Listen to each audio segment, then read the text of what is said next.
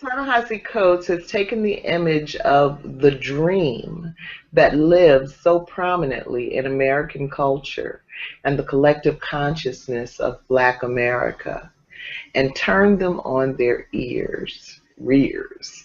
What do you think of the idea of the American dream being used in this way? You know, I have a dream. Or Langston Hughes' poem, The Dream Deferred. Mm. Or the great American dream that people the world over have been, led to believe, includes streets paved with gold and, milk dripping from trees. The land of milk and honey. The land of milk and honey, yes.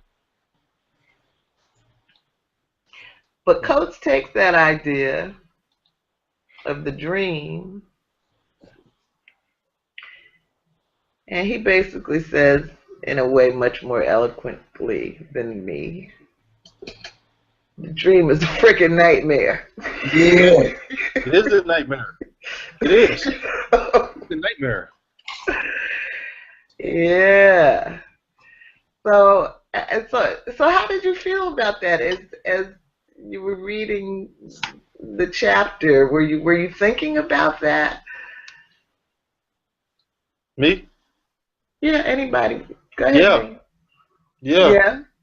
Because who's this dream for? You know? I've never seen it in practice for people other than white people. Who becomes our billionaires? You know? Who becomes our most profitable people in society? Who's really taking advantage of this American dream that's been sold? It ain't us. You know? This dream is a nightmare. This dream is slanted. This dream is full of holes. Yeah. The dream is full of hope.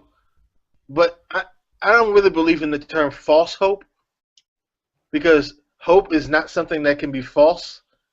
It's something that's supposed to give you a belief in the future. But how can there really be a belief in the future if the game is rigged? Right. if the rules are already preordained for one group of people, and the other group of people is pretty much out of the game and they don't even know it, how can hope really be? Then that's really a false hope for the future. The dream is just like everything else in America. It sounds like it's for everybody, but it's not. It really sounds like this dream is written for everybody. It's simply not. You know, the people in power will make sure that there will never be more rich black people in America or wealthy black people in America than there are white people. There will always be a slant, and even if you make it to the top, even if you break out of the shell of poverty, they will still have their strings on you. You know, it's like Pinocchio pulling the strings. When you think you've got or like something, the way they have acted out over Obama's election. right? When else have they asked somebody about a birth certificate? When Never. Never. They have never demanded a birth certificate on CNN and Fox for another presidential candidate. Never. as to de-Americanize him so that he is no longer eligible to be our commander-in-chief because he had the audacity to run for president. You know? He had the audacity of hope. He had the audacity of hope. The audacity to win. The audacity. You know? And when have they ever... they don't praise him. They don't give him credit for the things he's done. But you'll hear hate mail and this and that, you know?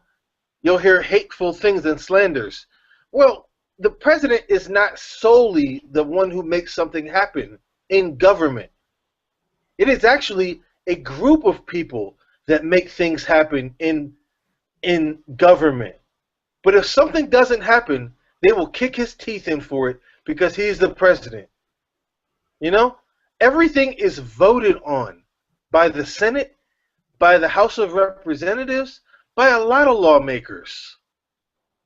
Everything is voted on. He proposes something, and they vote on it. The only power the president has is to veto something. He can say something won't happen, but he can't make something happen. Well, he can do something. But We're getting close to the end. Venita, did you have a comment on the this idea of using the dream, you know, as a way of focusing our thoughts in this chapter? Controls people, the dream. Well, I have dreams. You have a dream? I have a dream. What's your dream? I have a dream as an American that is black, living in this country, that one day our race of people will be more united so that we can actually foresee a dream and maybe have a dream and maybe things will be cool. So yeah, I have a dream. It may not be that dream over there, but I have one. Definitely. And if I have to take one person at a time, then that's what I'll do. Mm-hmm. And that's why we're getting together today, so that other folks can hear something new that might spark their, their thought process, or that, so that maybe they'll have a dream. Yeah, I do have it. This differs, right? From the Caucasian dreams in America. But yeah, I have a dream, honey. And the day I start getting those dreams, then I don't know what I'll do. You have to have a dream. Okay, thank you. Can I say one more thing? Sure. I think we as a people need to get more organized and form like a United States of Africa with all of our countries together and have this dream on our land, on our space. This is well, we better do it before the Africans over there sell everything they've got to white people. Oh my goodness! So where's going to be the black-owned land? Right.